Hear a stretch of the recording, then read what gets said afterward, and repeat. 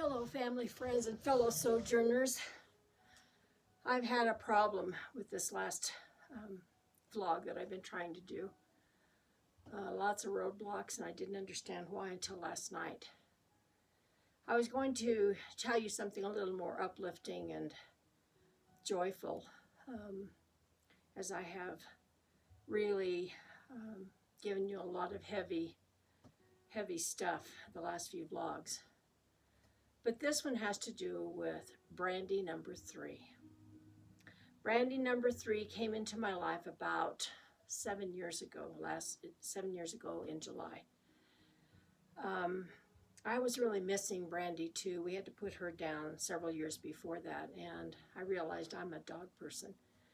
So I was looking on Craigslist, and that dog really had to reach out and grab me before I paid attention to it. Well, this little puppy did.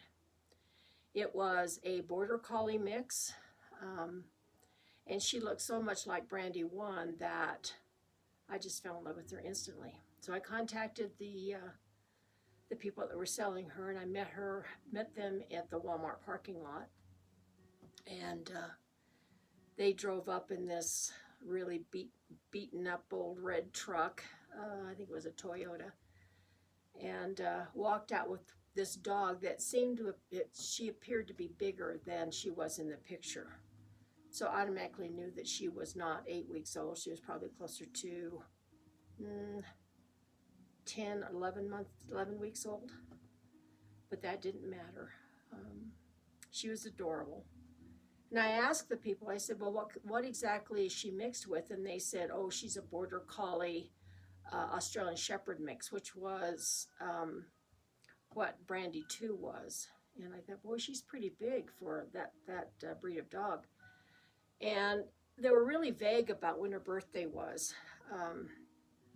But I paid the money, and a lot more than I would have normally, but it was important for me to have a little something to be on my lap once again. So I took a picture of her, thankfully, because that dated when we got her, and took her home and just loved on her and trained her as much as I could. But she was really stubborn when it came to potty training. Now, my other 2 Brandies were so smart. They picked up on that right away, but this dog was really obstinate, to the point where I had to keep her in a playpen to keep an eye on her.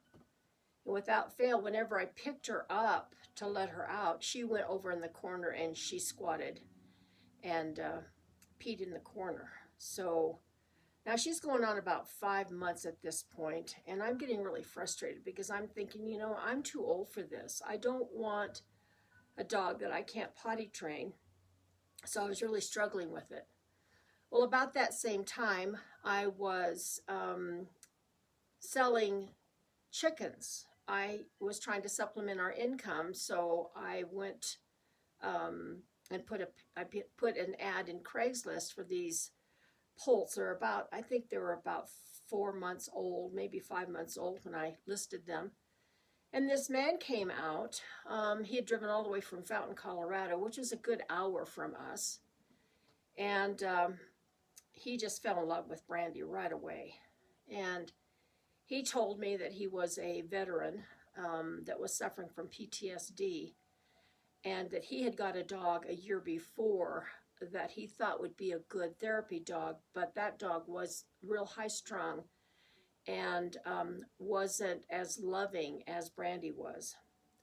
Well, when we got to talking, you'll never guess, I swear it's the gospel truth, we got to talking about his dog Harley, and he was saying that Brandy had a lot of the same coloring, and the same shape, face, and all that. But as it turned out, he had bought Harley a year before I had bought Brandy, and from the same people. So Brandy met her sister that was a year older, and no, I guess she didn't meet the sister, but the man told me that these 2 women drove up in this ratty red pickup truck. And they were real vague about how old Harley was, so we knew it was the same people. Now, what are the chances of a city the size of Colorado Springs? It's over 500,000 people. And he was farther south than that, and we're farther east because we had started staying at our farm, even though we still had a home in Colorado Springs. But what are the chances of my meeting someone that needed a therapy dog and had Brandy's older sister? Now, I thought that was extraordinary. But I would have given Brandy to him right away, but I hadn't even discussed it with my husband. So in the meantime, we decided that we would go to Nevada, where my husband Gary's mother had just been placed in a nursing home, and we wanted to go see her. So we took Brandy to the groomer, and they said, well, what kind of dog is she? And my husband said, I'm not sure. She's supposed to be a border collie.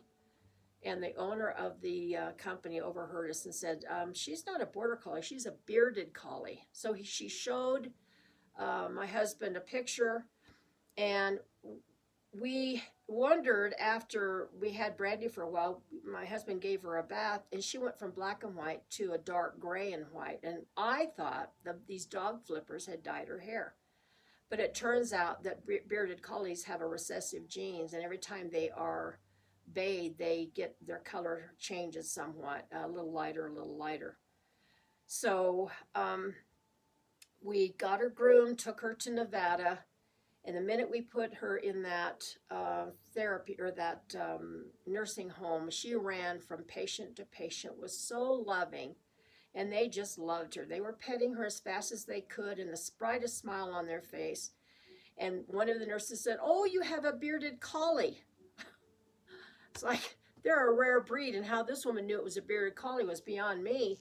And she said, oh, they're such good dogs. They're so loyal and so family-oriented. And I thought, well, it's wonderful that this woman knew what she was. So we walked a little farther towards my mother-in-law's room, and another nurse said, oh, you have a bearded collie. And then she noticed that Brandy was loving on all of the residents, and she said, oh, she'd make a wonderful therapy dog.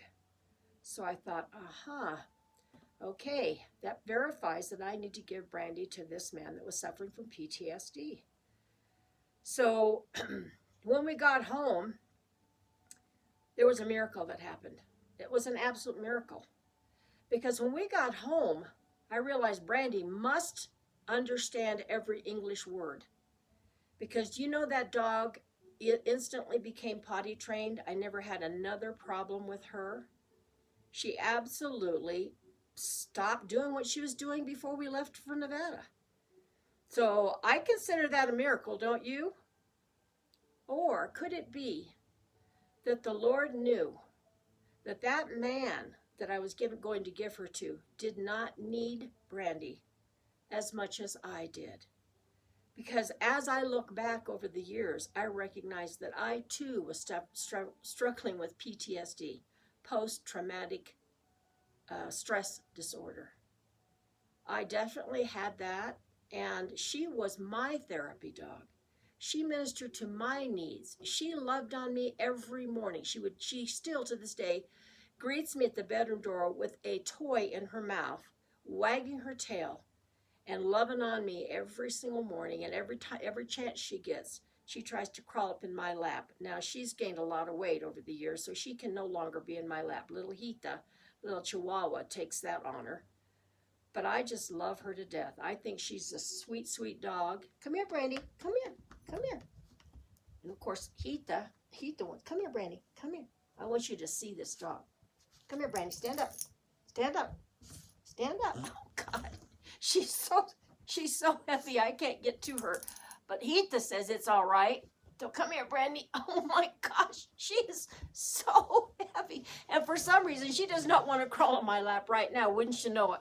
But anyway, this is Brandy. She's a sweetheart. She's a loving dog.